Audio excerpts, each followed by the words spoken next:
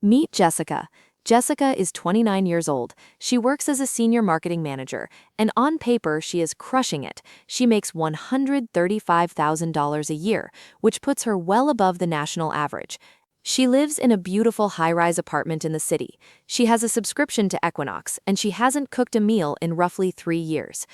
If you asked Jessica about her finances, she would tell you that she is optimizing for efficiency. She orders Sweet Green for lunch $18 and DoorDash for dinner $45 because she tells herself, my time is worth $65 an hour, so if I spend an hour cooking, I'm actually losing money. She sends her laundry out $2.50 per pound because spending Sunday folding clothes is low-value work. She takes Uber to work, $25 each way, because it allows her to check emails on the commute. Jessica is playing the role of the CEO of her own life perfectly. She has outsourced every single piece of friction in her existence. She is efficient, she is productive, she is optimized, and she is also completely, totally, and secretly broke. Jessica has $135,000 in income, $4,000 in credit card debt, and $800 in her savings account. She is the victim of the efficiency trap, the seductive mathematical lie that convinces smart women to trade their building blocks of wealth for the illusion of time. Today, we are going to dismantle Jessica's life, expose the hourly rate fallacy that is keeping an entire generation of high earners poor, and show you why doing things the hard way is actually the only way to build the capital you need to be free. My name is Zara, and I spend way too much time obsessing over why women with six-figure salaries are living with three-figure bank accounts. If you're someone who feels like you're working harder than ever to pay for a life that was supposed to make things easier, make sure to hit the subscribe button and give this video a thumbs up if this helps you out. Because today, we are going to stop buying back time and start buying back our freedom. The core of the efficiency trap lies in a fundamental misunderstanding of economics that has been weaponized by the convenience industrial complex. We have been sold a narrative, largely by Silicon Valley companies and productivity gurus, that every minute of our lives has a billable dollar amount attached to it. The logic goes like this. If you earn $100,000 a year, your hourly rate is roughly $50. Therefore, if you spend an hour cleaning your bathroom, you are wasting $50 of value.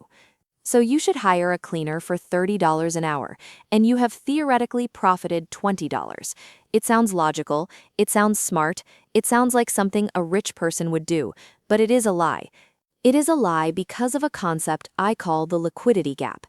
When Jessica pays $45 for DoorDash because she thinks her time is worth $65, she is only correct if she uses that saved hour to actually earn an additional $65. If she uses that saved hour to scroll on TikTok, watch Netflix, or decompress on the couch, her financial return on that hour is $0. She didn't save $20, she spent $45 to sit on her couch. She effectively paid a laziness premium of 400% on the cost of groceries. This is the hourly rate fallacy. Your time is only worth what someone is actively paying you for it in that specific moment. Unless you are a freelancer billing by the minute, or you are running a side hustle during those specific hours you saved, outsourcing your life is not an investment, it is a luxury consumption habit. And this consumption is insidious because it disguises itself as productivity. Jessica feels smart when she orders the food. She feels like she is hacking the system, but the math of her life reveals the truth. Let's look at the convenience premium she pays across her life. Food delivery, $1,200 a month. Rideshare, $800 a month. Laundry and cleaning services, $400 a month. That is $2,400 a month. $28,800 a year spent on avoiding friction. That is post-tax money. To have $28,800 in spending power, Jessica has to earn nearly $45,000 of her salary. She is working 4 months out of every year just to pay for the privilege of not doing basic adult tasks. She is spending 33% of her life working to pay for the efficiency that is supposed to give her life back. It is a snake eating its own tail. The trap is that the more she works to pay for the convenience, the more tired she becomes, and the more she feels she needs the convenience to survive the work. She is trapped in a burnout cycle funded by her own paycheck. This brings us to the psychological component, the friction of wealth. Wealth is not built by efficiency, wealth is built by friction. The reason our grandparents accumulated assets on a fraction of our salaries is not just because houses were cheaper, though they were. It's because they absorbed the friction of existence themselves. They cooked, they cleaned, they fixed, they walked. Every time you absorb friction, every time you cook the meal instead of ordering it, walk to the train instead of calling the Uber, wash the car instead of paying the detailer, you are paying yourself. You are capturing the margin. If a restaurant meal costs $30 and the ingredients cost $5, the $25 difference is the profit margin for the restaurant owner, the driver, and the app. When you cook, you capture that $25. You are the CEO of the kitchen, and that tax-free profit stays in your pocket. This is sweat equity applied to your daily life. The modern economy is designed to extract that equity from you. Companies like Uber, DoorDash, and TaskRabbit were literally built on the premise of monetizing your impatience. They know that if they can make the friction of cooking or driving feel painful enough, you will pay any price to avoid it. They have pathologized effort. We have reached a point where doing basic things for ourselves is seen as struggling. If you bring your lunch, you're cheap. If you clean your own house, you're wasting your potential. This status signaling is dangerous. We have convinced ourselves that high-value women don't do chores. But look at the actual high-net-worth individuals, the ones who stay rich. Warren Buffett lives in the same house, he eats McDonald's. He isn't paying a team of handlers to optimize his existence, he is focused on capital allocation. The truly wealthy understand that money flowing out of your account for services is a leak, and you cannot fill a bucket that has 1,000 leaks, no matter how high the water pressure your income is. Jessica's problem isn't that she needs a raise. If she got a raise to $150,000, she would just upgrade to a personal trainer and a meal prep service. Her problem is that her base cost of existence is bloated. She has fixed costs that require her to stay on the corporate hamster wheel forever. She has no walk-away power. If she loses her job, her lifestyle collapses in 30 days. That is not power, that is fragility disguised as success. So, how do we escape the efficiency trap without becoming miserable drudges who spend all day scrubbing floors? We have to embrace a concept called strategic inefficiency. This means deliberately choosing to do things the hard way in areas that don't generate direct income, specifically to protect your capital. It means realizing that convenience is the enemy of compounding.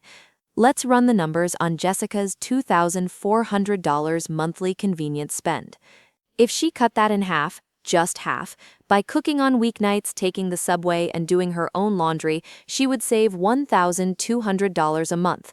If she invested that $1,200 a month into an S&P 500 index fund, earning an average 8% return, in 10 years she would have $217,000. In 20 years, she would have $686,000. In 30 years, she would have $1.7 million. That is the cost of her convenience. She isn't paying $20 for delivery. She is paying $1.7 million of her future freedom. Is the cold Thai food really worth $1.7 million? Is avoiding the laundry really worth retiring 5 years later? When you frame it like that, the laziness premium becomes terrifying. We have to reframe chores as wealth-building activities. Cooking isn't a chore, it's a $25 deposit into your freedom fund. Cleaning isn't a hassle, it's a $100 deposit into your early retirement account. Every time you refuse to outsource, you are clawing back value from the market and keeping it for yourself. This requires a massive ego check. You have to be willing to feel less successful in the moment, to be more successful in the future. You have to be okay with carrying groceries when your friends are getting them delivered. You have to be okay with taking the bus when your coworkers are taking Ubers. You have to detach your self-worth from your convenience. The quietly broke millennial is the one who looks the part of the busy executive but has no assets. The stealth wealth woman is the one who creates her own friction, retains her own capital, and eventually buys the freedom to do whatever she wants. Furthermore, we need to talk about the skill atrophy that comes with the efficiency trap. When you outsource everything, you lose the ability to sustain yourself. You forget how to cook, how to fix a running toilet, how to manage your time without paying someone else to do it. You become dependent on the service economy. This dependence makes you vulnerable to inflation. When the price of DoorDash goes up, Jessica is crushed because she has no alternative. She doesn't know how to cook. When the price of Uber goes up, she is trapped. But the person who knows how to cook, how to clean, how to fix things, they are inflation-proof. They have skills that act as a hedge against rising prices. Building these life skills is a form of asset accumulation. You are building a toolkit that allows you to navigate the world without constantly swiping your credit card.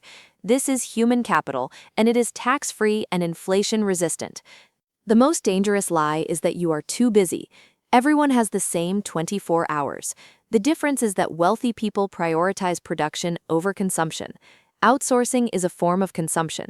Unless you are using that time to build a business, learn a high-income skill, or rest so you can perform at an elite level, and let's be honest, watching Netflix isn't elite performance recovery, you are just consuming. We need to audit our time with the same ruthlessness we audit our money. If you outsource a task, you must have a direct, measurable return on that specific hour. If you don't, do it yourself. It sounds harsh, but it is the math of getting rich. The moment you stop paying others to live your life for you is the moment you start actually owning your life. Jessica's story doesn't have to be a tragedy. She can change today, she can delete the apps, she can buy groceries, she can fold her own clothes, and month by month, that $800 savings account will start to grow. The anxiety will fade. The golden handcuffs of her high-cost life will loosen. She will realize that efficiency was a trap, and friction was the key. She will trade the feeling of being busy for the reality of being free, and that is a trade worth making every single day. I want you to look at your bank statement from last month. Add up every single dollar you spent on convenience, the delivery fees, the Ubers, the services you could have done yourself. Look at that number, multiply it by 12, then multiply it by 20. That is the fortune you are setting on fire. Stop falling for the efficiency trap. Stop trying to buy back time you are just going to waste. Start embracing the friction. Start building the muscle of doing things yourself. Because the only thing better than having a maid is having $1 million. If you are ready to start doing the work to build the wealth, comment "I choose friction" down below. Thanks for watching, and I'll see you in the next one.